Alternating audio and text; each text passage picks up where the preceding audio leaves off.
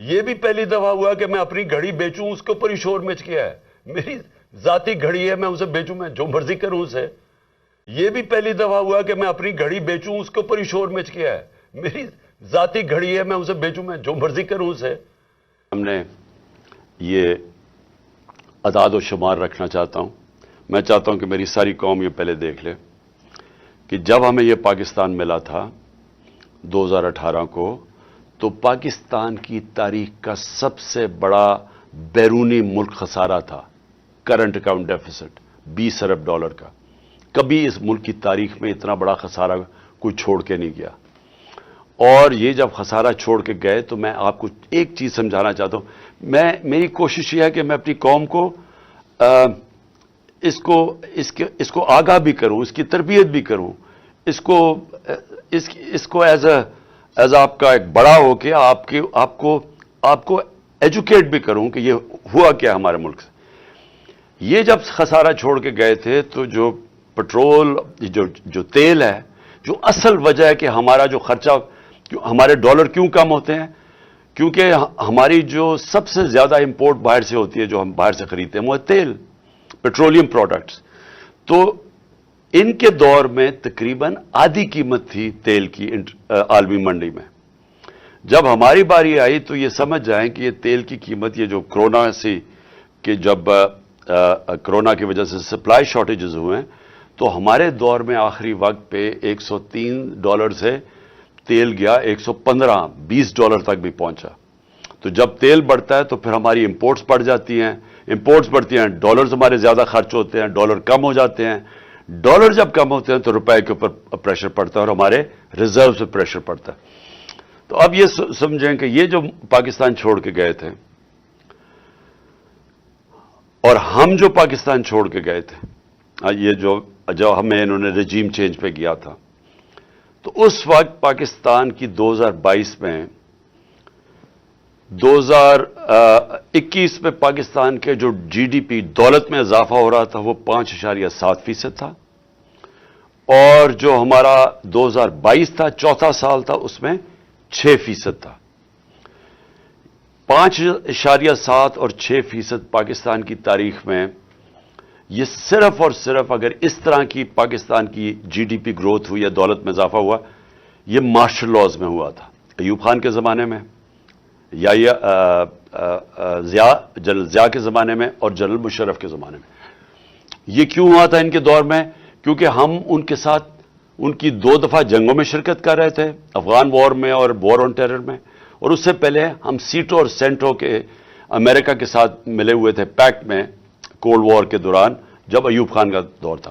صرف ان دوروں کے اندر ہماری گروتھ ریٹ اس سطح پہ پہنچی تھی کیونکہ امریکہ سے ڈالرز مل رہے تھے پاکستان کو.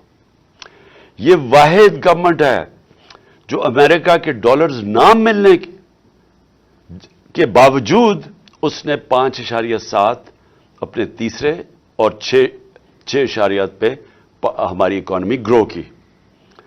اور یہ یاد رکھیں کہ اس میں 2 سال کرونا آیا تھا جو ایک ایسی وبا تھی جس نے دنیا کی اکانومیز کو تباہ کر دیا تھا. ہندوستان کے حالات دیکھیں، ان کی مرفی میں چلی گئی تھی گروتھ ریٹ.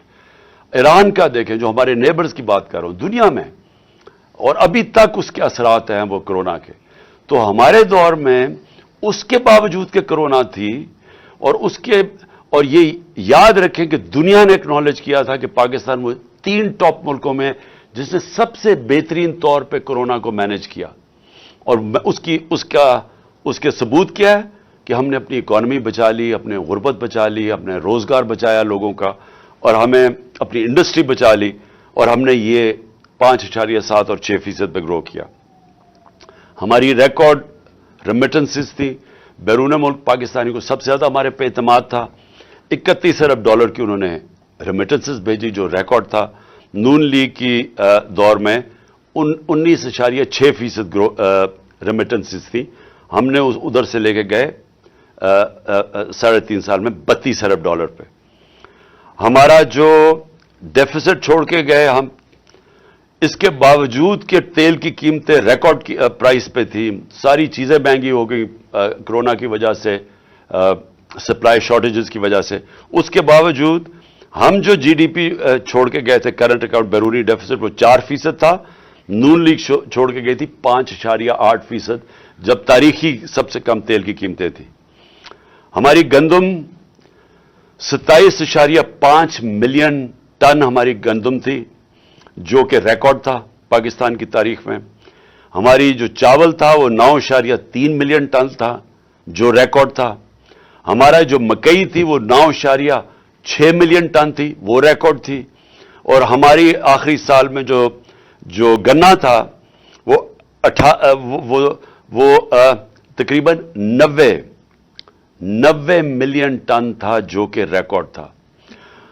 جو ان کی بجلی کی جنریشن تھی، اب یہ سمجھیں، انہوں نے بجلی جو کانٹریکٹ سائن کیے تھے پاور جنریشن کے نون لیگ نے، اس میں یہ تھا کہ اگر ہم بجلی خریدیں یا نہ خریدیں ہمیں کیپیسٹی پیمنٹس پہ دینے پڑتے تھے.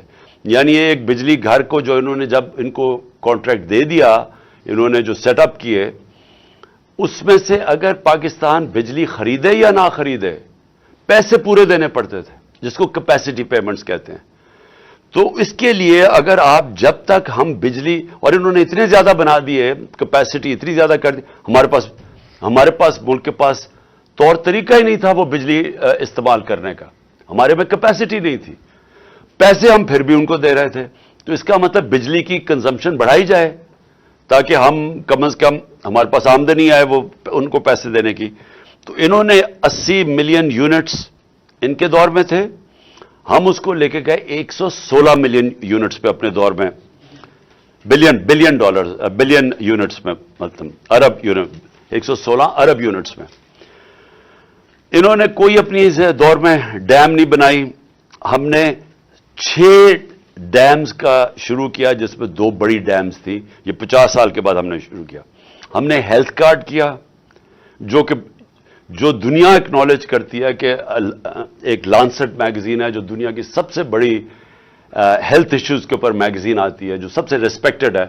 اس میں انہوں نے ہماری تعریف کی کہ جو پاکستان ہیلتھ کارڈ لے کے آیا ہے، یہ ہمارے سے بڑے امیر ملکوں کے اندر بھی اس طرح کی لوگوں کے لیے، عوام کے لیے ہیلتھ انشورنس نہیں تھی جو ہم لے کے آئے.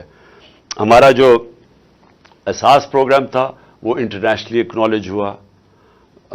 وہ جو کارنل یونیورسٹی تھی، انہوں نے اسٹینفورڈ یونیورسٹی کی ریسرچ نے کہا کہ پاکستان ایک فلائی ریاست کی طرف جا رہا ہے، جو ہمارا احساس پروگرام تھا. اور ہماری جو بلین ٹری سونامی تھی، جو ہم درخت لگانے کی کیمپین شروع کی ہوئی تھی، یہ انٹرنیشنلی ایکنالج کیا گیا. یہ بورس جانسن برطانیہ کے پرائم منسٹر میرا نام لے کے یونائٹڈ نیشنز میں تعریف کی کہ پاکستان ایک باقی ملکوں سے آگے نکلا ہوا ہے یہ موسم کی تبدیلی کی فائٹ کے اگینسٹ. اور اب میں آتا ہوں کہ ہوا کیا پاکستان سے.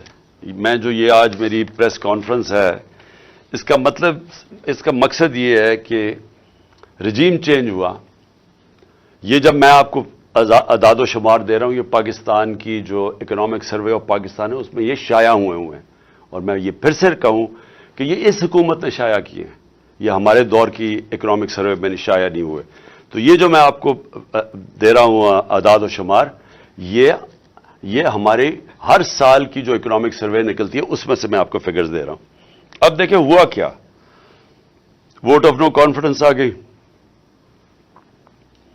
جس دن ووٹ آف نو کانفیڈنس آئی تو 178 روپے کا ڈالر تھا.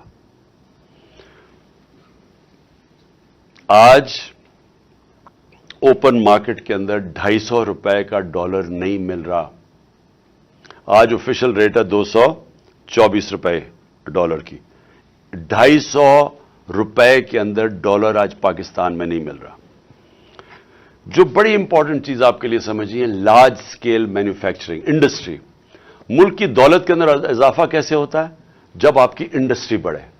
انڈسٹری بڑھتی ہے، روزگار ملتا ہے، آپ کے پاس چیزیں آتی ہیں لوگوں کو بیچنے کے لیے، ایکسپورٹ کرنے کے لیے. تو یہ ایک بیسک چیز ہوتی ہے جس سے ایک ملک کی دولت میں اضافہ ہوتا ہے، ویلتھ کریشن ہوتی ہے. ہمارا جو آخری مارچ کا مہینہ تھا، 27% پاکستان کی لارج سکیل مینوفیکچرنگ میں گروتھ ہوئی، اس میں اضافہ ہوا. اور یہ کتنے سالوں کے بعد پاکستان کی انڈسٹری اسی طرح ریوائیو ہوئی. اور انڈسٹری ریوائیو ہونا آسان کام نہیں ہے, کیونکہ انڈسٹری اگر آج فیصلہ بھی آپ کریں گے, ان کو انسینٹیوز بھی دیں گے, تو وہ ٹائم لگتا ہے, کیونکہ فیکٹری مشینری بنانی پڑتی ہے, امپورٹ وہ سیٹ اپ ہوتا ہے, اس کو ٹائم لگتا ہے. آپ اگر آج فیصلہ کریں, فائدہ کریں کسانوں کا, تو آج اگر اس کو انسینٹیوز دیں گے, وہ 6 مہینے 7 مہینے کے بعد وہ فصل اگائے گی. لیکن انڈسٹری بڑی دیر لگتی ہے, اس کو ختم کرنا بڑا آسان ہے, اس کو چلانا بڑا مشکل کام ہے. ہمیں 2.5 سال لگے اپنی انڈسٹری کو اٹھانے کے لیے, کیونکہ یہ جب نون لیگ گئی تھی انڈسٹری اس وقت بند ہو چکی تھی. فیصل آباد کے اندر جو فیکٹریاں تھیں ٹیکسٹائل کی, ان کو ریل اسٹیٹ کے اندر وہ بدل رہے تھے. تو اور بے روزگاری تھی. ہمارے جو یہ مارچ کی اب میں بات کر رہا ہوں, ٹیکسٹائل کا مزدور نہیں مل رہا تھا فیصل آباد میں, باہر سے لوگوں کو مزدوروں کو منگوانا پڑتا تھا. ریکارڈ ہماری جو یہ 27.7 پہ ریکارڈ ہماری انڈسٹری بڑھ رہی تھی, جو آج 0.4% پہ پہنچ چکی ہے, ادھر سے گر کے یہاں پہنچ چکی ہے. یہ اکتوبر کی فگرز ہے. سب سے زیادہ شور مچایا ہوا تھا مہنگائی کا, کہ جی مہنگائی مارچ آ گئی, عمران خان نے مہنگائی کر دی, قتل کر دیا لوگوں کو. مجھے افسوس سے کہنا پڑتا ہے کہ وہ چینلز جو آج چپ کر کے بیٹھی ہوئی ہیں, سناٹا چھایا ہوا ہے وہاں, بول نہیں رہے, وہ ان کو عمران خان کی گھڑی کی پڑی ہوئی ہے. یہ بھی پہلی دفعہ ہوا کہ میں اپنی گھڑی بیچوں, اس کے اوپر ہی شور مچ گیا ہے. میری ذاتی گھڑی ہے, میں اسے بیچوں, میں جو مرضی کروں اسے. اس کے اوپر کوئی بات نہیں کر رہا کہ آج لوگوں کا جو معاشی قتل ہو رہا ہے. ہمارے دور میں مائک جا رہا ہوتا تھا سب کے سامنے, اچھا جی بتائیں کتنی مہنگائی ہے, کتنی تکلیف ہے, چن چن کے. آج کیوں نہیں جا رہے؟ آج ذرا یہ سنیں کہ ہمارے دور میں جب لوگوں کے پاس جا رہے تھے مہنگائی کتنی تھی, تو انفلیشن تھی 12.5%. اس پہ جناب بلاول بھٹو نے اتنا جوش میں کہ میں مہنگائی مارچ کرنے لگا ہوں, میں کمپٹیشن دیں گے اسلام آباد میں پہنچ کے. تو آج مہنگائی کدھر پہنچی ہے؟ 24% کے اوپر. دگنی ہے آج مہنگائی اس دور کی. کوئی کسی کو فکر نہیں ہے کہ مہنگائی میں کیا ہو رہا ہے. 50 سال میں سب سے زیادہ مہنگائی ہے آج پاکستان میں. کتنے لوگ یہ, کتنے ہیں وہ میڈیا ہاؤسز, اپنے ضمیر جگائیں. پیسہ سب کچھ نہیں ہے, پیسے کے پیچھے چوروں کی نہ مدد کریں. اس ملک میں چوروں کا نہ بچائیں اپنے پیسے ضمیر بیچ کے. آج دگنی مہنگائی ہے. اور کون سی قیامت آ گئی کہ تب سے اور اب میں کتنا مہنگائی اصل تو ہوئی تھی تیل کی وجہ سے. ہم کیوں پھنسے ہوئے تھے؟ امپورٹڈ مہنگائی تھی, دنیا میں تیل کی قیمت بڑھ گئی تھی, کرونا کی وجہ سے سپلائی شارٹیجز تھے. تو آج انٹرنیشنل مارکیٹ میں تیل کی قیمت کیا ہے؟ $80 سے بھی نیچے آ گئی ہے. آج $70 اور $80 کے بیچ میں قیمت ہے. ہمارے دور میں $103 سے $115 تک تیل کی قیمت تھی, جس کی وجہ سے ہمیں مشکل پڑی ہوئی تھی مہنگائی روکنے کے لیے. تو ہم جب کہتے تھے کہ باہر سے مہنگائی ہے, تب تو کوئی نہیں سنتا تھا. اور آج یہی لوگ جبکہ نیچے آ چکی ہے تیل کی قیمت اور آج مہنگائی آسمانوں پہ ہے, آج سناٹا ہے. آج ہمارے دور میں جو پٹرول اور ڈیزل تھا وہ $150 لیٹر پہ تھا.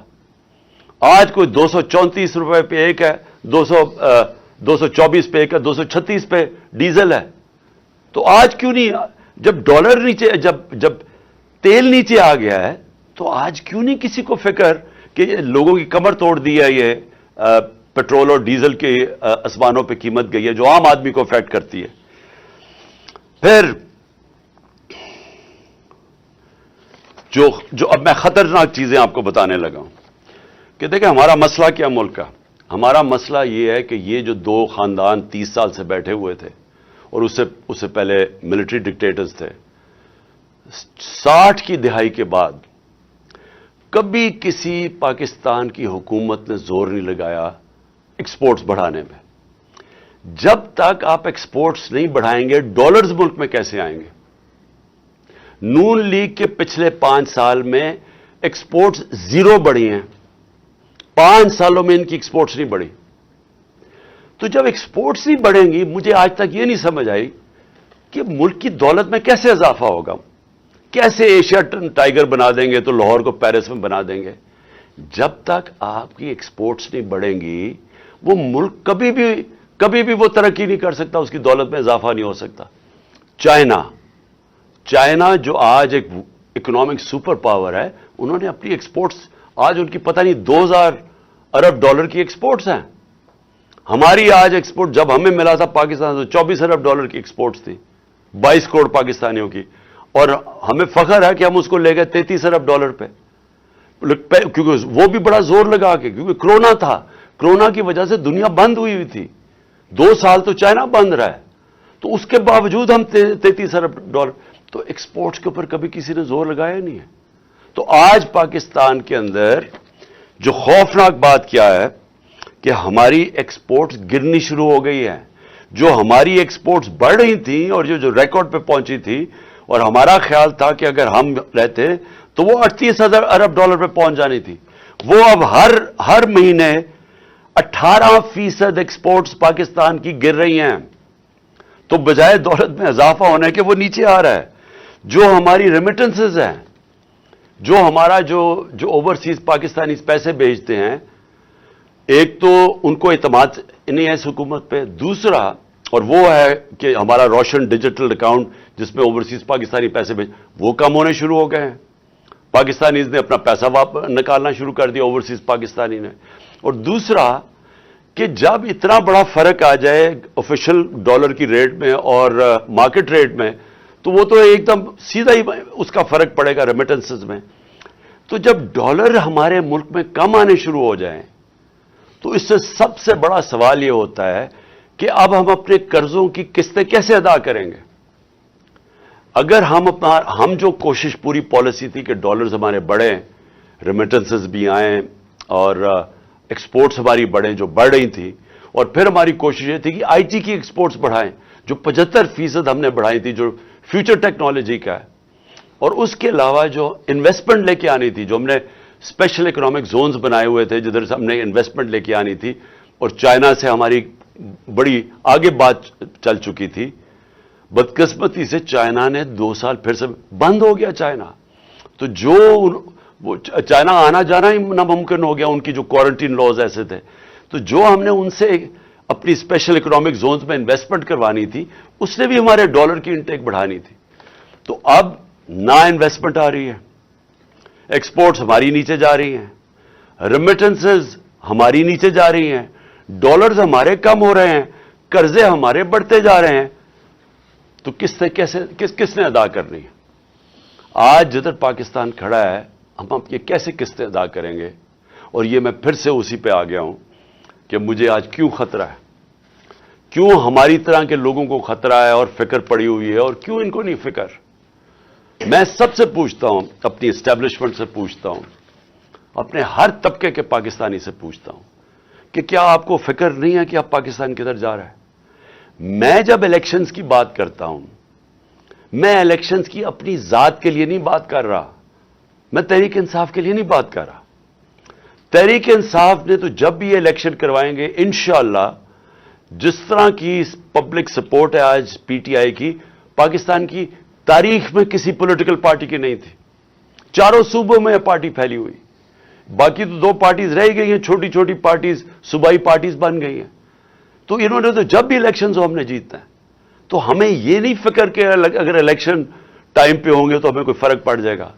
مجھے خوف آ رہا ہے کہ جتنی دیر اب یہ گورنمنٹ چلے گی, اس ملک کا جو معاشی بحران ہے وہ بڑھتا جائے گا. اور وہ کیوں بڑھے گا؟ کیونکہ جب تک ملک میں پولیٹیکل سٹیبلٹی نہیں آتی, سیاسی طور پہ ملک میں استحکام نہیں آتا, تو معاشی طور پہ تو استحکام آ ہی نہیں سکتا. ساری دنیا کی کامن سینس ہے کہ معیشت تب ترقی کرتی ہے جب سرٹنٹی ہوتی ہے, جب استحکام ہوتا ہے. میں اگر آج بزنس مین ہوں, میں آج ایک انویسٹر ہوں, میں تو تب پیسہ لگاؤں گا جب مجھے پتا چلے گا کہ یہ 4-5 سال کی حکومت چل رہی ہے, اور میرا آج اگر پیسہ لگاؤں گا تو 2-3 سال کے بعد جب مجھے اس کا نفع آنا شروع ہوگا. مجھے جب یہی نہیں پتا کہ 6 مہینے میں کیا ہوگا اور اگلے 8 مہینے میں کیا ہوگا, کون پیسہ لگانے لگا ہے؟ اوپر سے پاکستان کی, جس طرح میں نے کہا, جب کریڈٹ ریٹنگ ہی گر گئی ہے, جب پاکستان کے رسک ڈیفالٹ اتنی 100% تک پہنچ چکی ہے, تو کسی نے پیسہ ہی نہیں دینا. نہ کسی کمرشل بینک نے پیسہ دینا ہے, نہ کسی انویسٹر نے آنا ہے.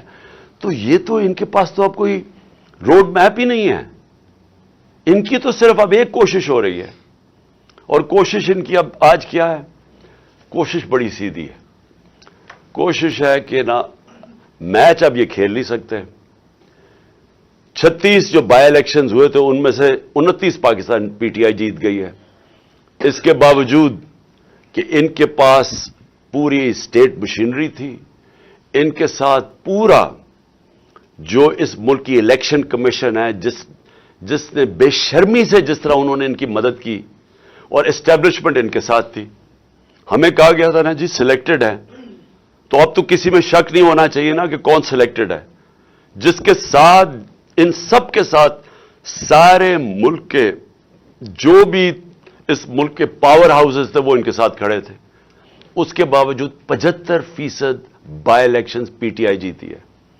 اب اس خوف سے انہوں نے الیکشن نہیں کروانے. نواز شریف وہاں باہر بیٹھا ہوا ہے, اس نے وہ الٹا لٹک جائے گا, الیکشن نہیں کروائے گا, کیونکہ اسے پتا ہے الیکشن میں رزلٹ ان سے بہت برا ہونا ہے. لہذا یہ ڈیلے کرنا چاہتے ہیں. ان کی تو اگر کوشش ہو تو یہ تو اس سے بھی آگے جانا چاہتے ہیں. تو اگر یہ الیکشن نہیں ہوگا, تحریک انصاف کا نقصان نہیں ہونے لگا, ملک کا نقصان ہو رہا ہے. ملک جس تیزی سے نیچے جا رہا ہے, مجھے چھوڑیں, باہر کے کوئی بھی انڈیپینڈنٹ جو معیشت کے تجزیہ کار ہیں, کسی سے پوچھ لیں. یہ جو موڈیز اور فچ جو کریڈٹ ریٹنگ کرتے ہیں دنیا میں ملکوں کی, کیا وہ تو ہمارے ساتھ نہیں ہیں جو کہہ رہے ہیں کہ آج پاکستان کی ریٹنگ بالکل نیچے گر چکی ہے؟ جو آج اگر ہماری جو سی اے ڈی ہے, جو ہمارا جو کریڈٹ رسک ہے آج پاکستان کی, جو آج 100% پہ پہنچ چکی ہے, تو وہ تو ہمارے نہیں ہے. اس کا مطلب ساری چیزیں بتا رہے ہیں کہ ملک جا رہا ہے اس وقت معاشی تباہی کی طرف, اور اس کو نکالے گا صرف الیکشن. اب یہ کیا کوشش کر رہے ہیں, میں قوم کے سامنے آخر میں یہ بات رکھنا چاہتا ہوں. ان کی کوشش کیا ہے؟ ان کی نمبر 1 کوشش یہ ہے کہ ان کے سارے کرپشن کے کیسز ختم ہوں. مجھے بڑے افسوس سے کہنا پڑتا ہے کہ ان کو NRO 2 دیا گیا, اور جس نے دیا ہم سب جانتے ہیں کس نے ان کو NRO 2 دیا. NRO 1 جنرل مشرف نے دیا, NRO 2 ادھر جو ملک کا طاقت میں تھا اس نے دیا. اور اس کی وجہ سے کیا ہوا ہے کہ سارے کرپشن کے کیسز ان کے ختم ہو رہے ہیں, ایک ایک کے.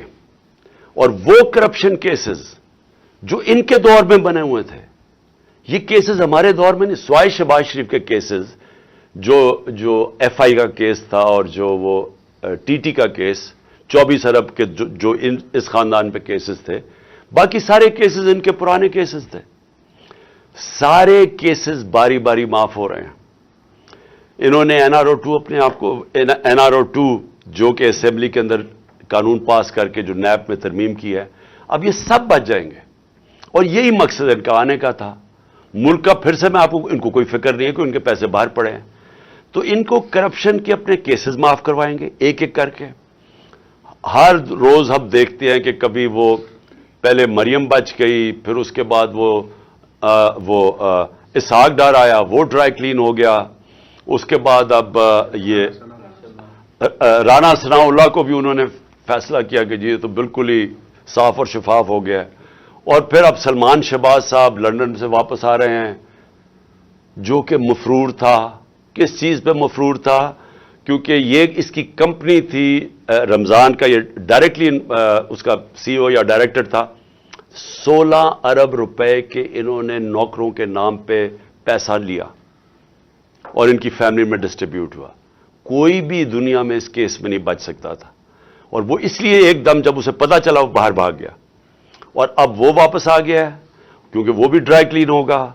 4 گواہ مر چکے ہیں जैसी इनकी हुकूमत आई 4 गवाह उस केस में, मकसूद चपरासी वाले केस में मर चुके हैं। मकसूद चपरासी भी बेचारा मर चुका है, डॉक्टर रजवान भी मर चुके हैं जो इन्वेस्टिगेटर थे। तो उधर से भी पाक हो जाएंगे हम, इसलिए वो वापस आ गया है। और जो टीटी के केस हैं, जो इन्होंने फलूदा वाला और वगैरह के नाम और पता नहीं चीनी वाला के नाम पे, जो कभी पाकिस्तान से बाहर भी नहीं गए थे, इन्होंने उनके पासपोर्ट लेके तो अरबों रुपया उनके नाम पे पाकिस्तान मंगवाया।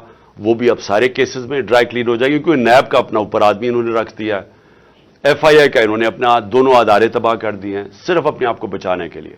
और बाकी इन 2 इदारों का ये काम अब है कि क्यों ये टाइम चाहते हैं। ये टाइम इसलिए चाहते हैं कि तहरीक इंसाफ के ऊपर केसेस किए जाएं, इमरान खान को डिस्क्वालीफाई किया जाए, केसेस ढूंढो किसी तरह इसको डिस्क्वालीफाई किया जाए। अपना इन्होंने एक बददियानतदार इलेक्शन कमिश्नर बैठाया हुआ है। कभी किसी मुल्क की तारीख में ऐसा नहीं हुआ कि वो एक आदमी 2.5 साल से हमारे खिलाफ फैसले कर रहा है। हम 8 दफा अदालत में गए हैं इसके फैसलों के खिलाफ, उन्होंने ओवरटर्न कर दिया, इसके फैसले रद्द कर दिए।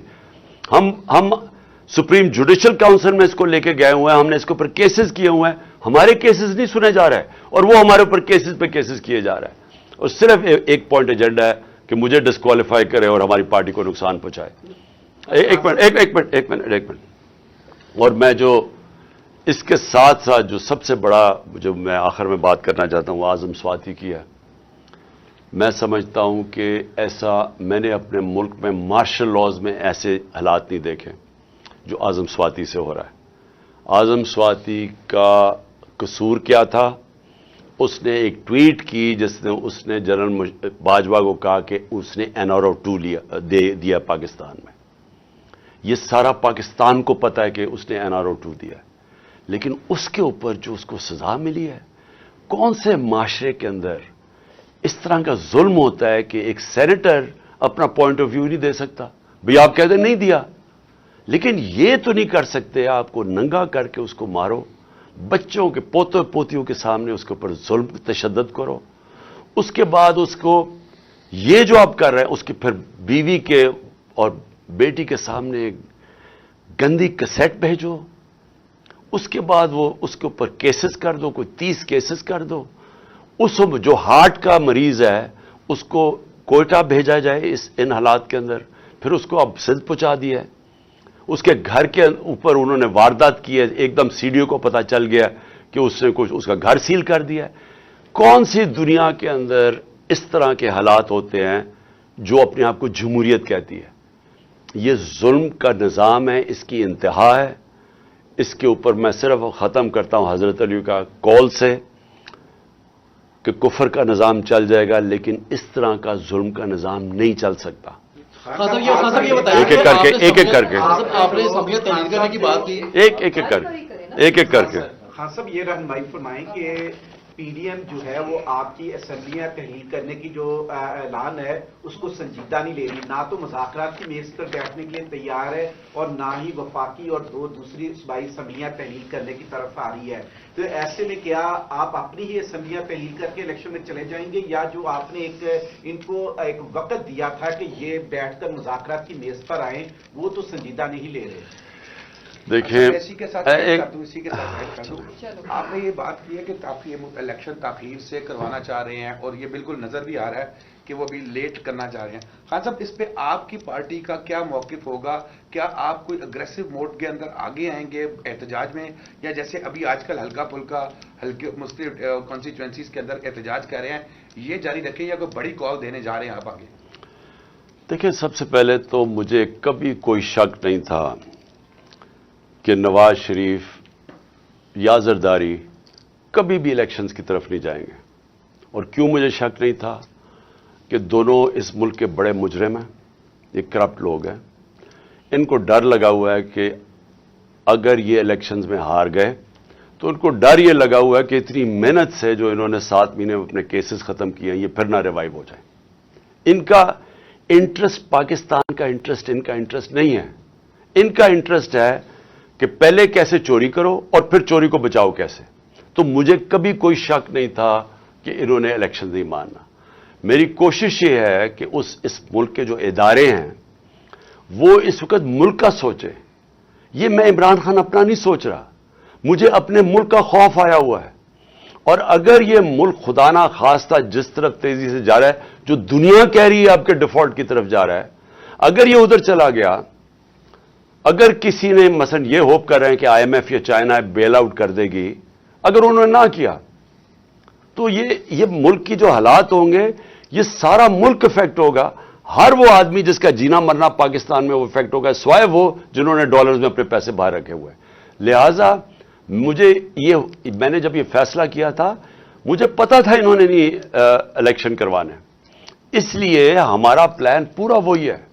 جب میری تیاری ہوگی, میں نے آپ کو کہا دسمبر میں انشاءاللہ ہو جائے گی, میں اپنے وہی جو میں نے اناؤنس کیا اسی پہ میں چلوں گا, میں یہ اسمبلی سے نکل جاؤں گا. صاحب یہ بتائیے کہ اعظم سواتی کے خلاف اسلام آباد میں مقدمہ درج ہوتا ہے, بلوچستان میں ہوتا ہے, پھر ان کو اٹھا کر سندھ میں لے گئے ہیں. شہباز گل کے خلاف مقدمہ درج ہوئے, اس بار تو ان کے خلاف لاہور کے اندر مقدمہ درج کیا گیا جہاں پر پی ٹی آئی اور کافری کی مشترکہ حکومت ہے. ان کے خلاف جو مقدمہ درج اگر کیا, چودھری پرویز لائی اس میں انوالو ہیں یا کوئی اور طاقت انوالو ہے, کون اس میں یہ مقدمات درج کر رہا ہے؟ یوٹیوب پر گوگلی ٹی وی دیکھنے کے لیے youtube.com کی سرچ بار میں گوگلی ٹی وی ٹائپ کریں. گوگلی ٹی وی کے پیج پر سرخ رنگ کے سبسکرپشن والے بٹن پر کلک کرنا نہ بھولیے. یوٹیوب پر اپلوڈ ہونے والی ویڈیو سے باخبر رہنے کے لیے بیل آئیکن پر کلک کیجیے. آپ کو ہر نئی آنے والی ویڈیو کے بارے میں نوٹیفیکیشن موصول ہو جائے گا.